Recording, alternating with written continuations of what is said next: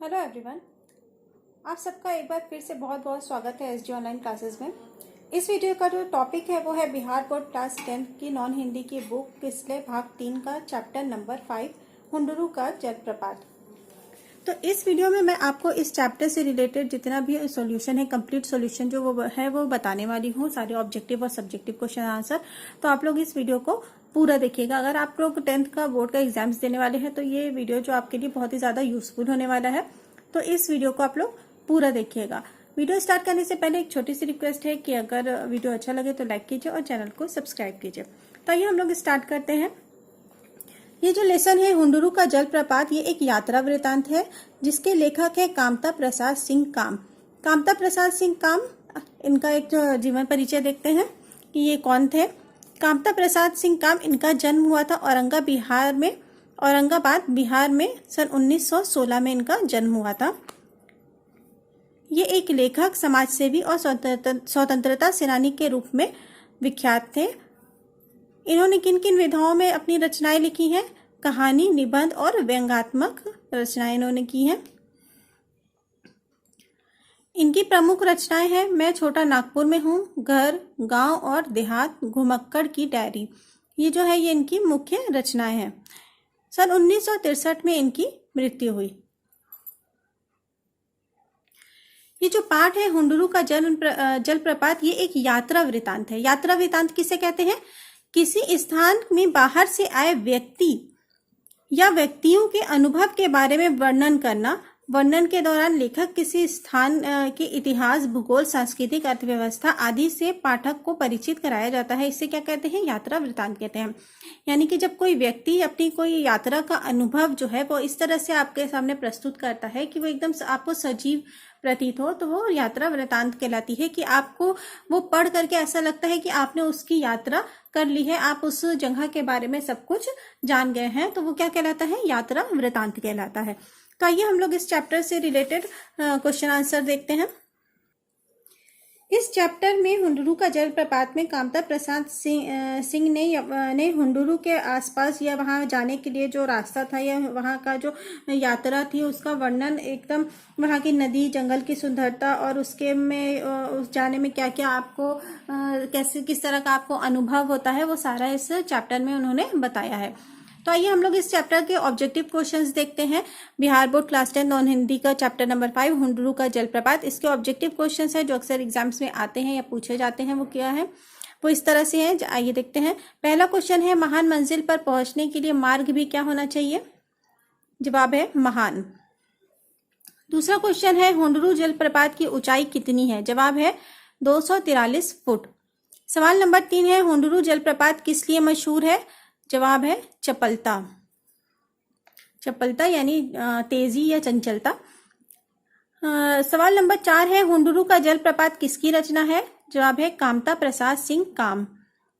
Next question है हुंडरू का जलप्रपात किस राज्य में है? जवाब है झारखंड। ये झारखंड राज्य में है हुंडरू।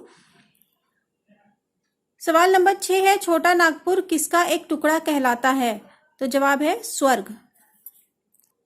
अगला सवाल है हुंडरू का जलप्रपात है एक यात्रा वृतांत। ये इस तरह से पूछ सकते हैं कि ये किस विद्या, हुंडरू का जलप्रपात किस विद्या की रचना है? तो इसका जवाब है यात्रा वृतांत। अगला सवाल है रांची से हुंडरू कितना दूर है? जवाब है 27 मील। क्वेश्चन नंबर 9 है स्वर्ण रेखा नदी कहाँ गिरती है? जवाब है बंगाल की खाड़ी में। क्वेश्चन नंबर 10 है हुंडरू का जलप्रपात कहाँ है? जवाब है छोटा नागपुर जो कि झारखंड में है। सवाल नंबर 11 है हुंडरू क्या है? जवाब है जलप्रपात। सवाल नंबर 12 हुंडरू का पानी निरंतर संघर्ष के साथ चट्टान पर गिरता हुआ मानो क्या की सृष्टि करता है? जवाब है आग। अगला सवाल है छोटा नागपुर लेखक की दृष्टि में क्या है? जवाब है स्वर्ग का टुकड़ा।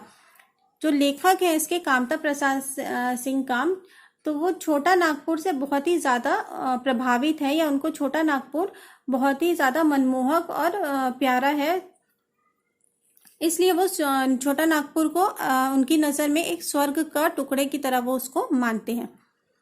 सवाल नंबर 14 है हुंडरू के जलप्रपात पाठ की विधा है? जवाब है यात्रा वृतांत। सवाल नंबर 15 है, हुंडुरु जलप्रपात के पास किसने बंगला बनवा दिया है? जवाब है जिला बोर्ड ने। नेक्स्ट क्वेश्चन है, हुंडुरु का जलप्रपात में किस संस्कृति का वर्णन है? जवाब है आदिवासी संस्कृति का। अगला सवाल है, पुरुलिया रोड से हुंडुरु की दूरी कितनी है? जवाब है 13 मील।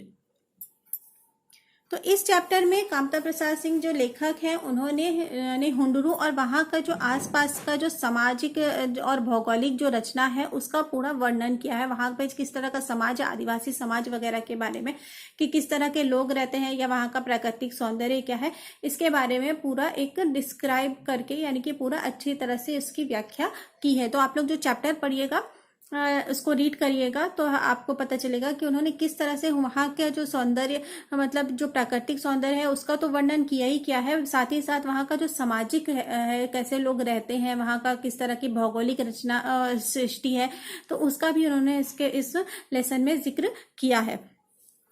तो आप लोग एक बार चैप्टर को भी जरूर रीड कीजिएगा। अब आते हैं हम लोग सब्जेक्टिव क्वेश्चंस की तरफ। सब्जेक्टिव क्वेश्चंस जो आपकी बुक में दिए हुए हैं उनसे हम लोग शुरू करते हैं। आपके पार्ट से जो प्रश्न अभ्यास आपकी बुक में दिया गया है उसमें पार्ट से जो क्वेश्चन है उसमें कौन कौन से क्वेश्चन है। जो पहला क्वेश्चन है, जैसे हुंडुरु का झरना वैसे उसका मार्ग, इस कथन की व्याख्या कीजिए। यानी कि इस लाइन में जो लेखक है वो क्या कहना चाह रहा है। तो इसका आंसर है,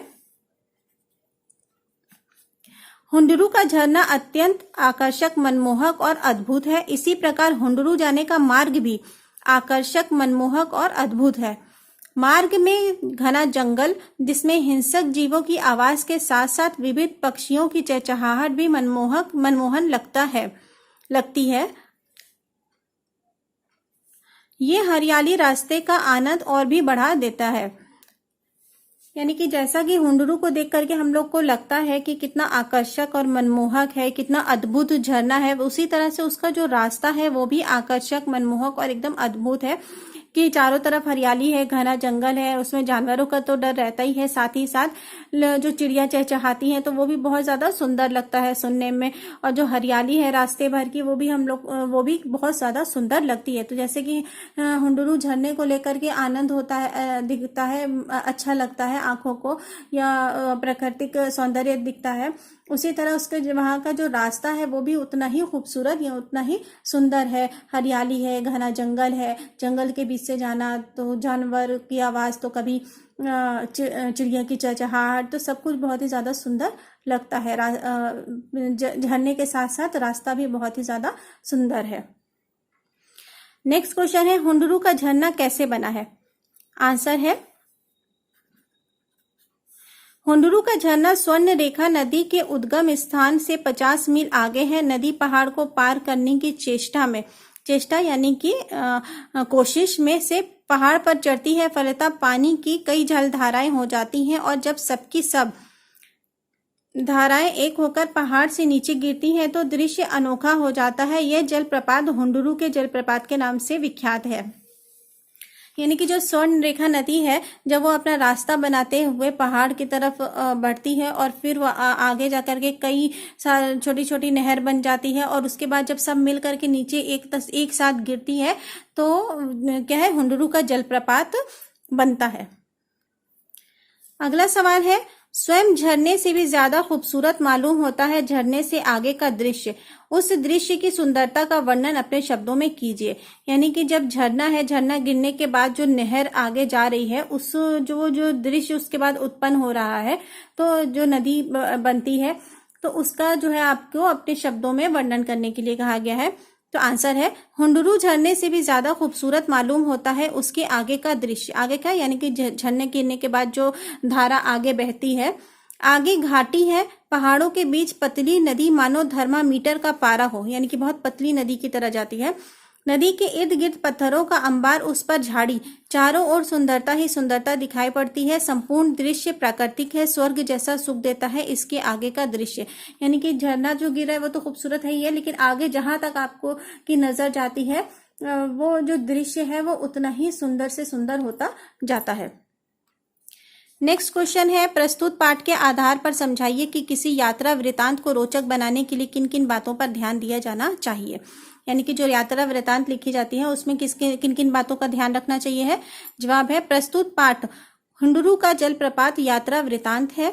किसी भी यात्रा वृतांत को रोचक बनाने के लिए प्राकृतिक सौंदर्य के साथ साथ वहां के सांस्कृतिक, सामाजिक, आर्थिक स्थिति का वर्णन भी करना चाहिए। जैसा कि इस पाठ में लेखक ने आदिवासी समाज की सांस्कृतिक एवं आर्थिक स्थिति का वर्णन किया है। तो यानी कि किसी भी जगह का आप वर्णन कर रहे हो तो तब तक वो पूरा नहीं होता है, तब तक वो अधूरा है, जब तक कि हम वहाँ के आसपास, वहाँ के माहौल के बारे में ना बताएं, तब तक वो जो वर्णन है वो पूरा नहीं होता है। तो उसके साथ साथ जो प्राकृतिक सौंदर्य है उसके साथ साथ हमें वहाँ के सामाजिक, वहाँ के लोगों के बारे में, रहन सहन के बारे में भी जो अपने यात्रा वृतांत है या अपने लेख में उसका वर्णन करना चाहिए। पार्ट से एक्सरसाइज में लास्ट क्वेश्चन नंबर 5 है। यहाँ पर एक दृश्य का वर्णन 2 तरह से किया गया है। पहला, किस तरह से? हुंडरू का पानी कहीं सांप की तरह चक्कर काटता है, कहीं हरिन की तरह छलांग मारता है और कहीं बाघ की तरह गरजता हुआ नीचे गिरता है। ये तो हो गया पहला सेंटेंस। दूसरा सेंटेंस है, हुंडरू का पानी चक्कर काटकर छलांग मारता हुआ नीचे गिरता है। यानी कि दोनों एक ही बात कह रहा है, लेकिन आपको इनमें से कौन सा तरीका अच्छा लग रहा है और क्यों, ये आपको बताना है। तो अगर मेरा पूछिए तो मुझे ही जो है वो पहला वाला जो है वो पहला वाला वाक्य है वो ज्यादा अच्छा लग रहा है। क्यों? क्योंकि उसमें अलंकार पूर्ण है। इसमें उपमा अलंकार का समावेश किया गया है कि जो अलंकार होता है वो शब्दों को या वाक्यों को क्या है, सुंदरता देने का काम करता है। तो इसमें उपमा अलंकार का समावेश किया गया है, यानी कि यूज किया गया है, उपयोग किया गया है। जैसे हिरन की तरह छलांग लगाना, सांप की तरह चक्कर काटना और बाघ की तरह गरजना। तो इसलिए इसमें उपमा अलंकार का यानी कि किसी की तरह किसी को बताया गया है कि इसका अलंकार का यूज किया गया है। तो इससे क्या है, वाक्य की जो सुंदरता है वो और ज्यादा बढ़ जा रही है। इसके बाद नेक्स्ट एक्सरसाइज है पार्ट से आगे, यानी कि पार्ट से जो क्वेश्चन पूछा गया है वो आपका वो 5 क्वेश्चन है जिसके आंसर मैंने बता दिए। इसके बाद दूसरी एक्सरसाइज आपके एक बुक में होती है पार्ट से आगे, यानी कि आपको अपनी सोच समझ से उसका जवाब देना होता है। तो उसमें जो क्वेश्चन है आपके बुक में वो कौन कौन से हैं? पहला है, आपने किसी गाँव शहर की यात्रा की होगी, उनमें से किसी एक यात्रा का वर्णन कीजिए। तो इसका आंसर मैंने लिखा है, पिछली छुट्टियों पर मैं अपने दोस्त के गांव गया था। गांव का नज़ारा मेरे लिए अद्भुत था। चारों ओर हरियाली से भरे खेत और कहीं कहीं झोपड़ियां नजर आ रही थी। गांव में पीने के पानी के लिए लोग कुएं पर जाते हैं। खेती के लिए खेतों में ट्यूबवेल लगवाए गए हैं। मैंने अपने दोस्त के साथ ट्यूबवेल पर स्नान किया, पेड़ से तोड़कर फल खाए। शाम के समय सब लोग घरों के बाहर एक साथ चौपाल लगाते हैं। मैंने गांव में कई दिन गुजारे, मुझे बहुत मजा आया। तो इस तरह से मैंने एक गांव के दृश्य का वर्णन किया है। आप इस तरह से कोई भी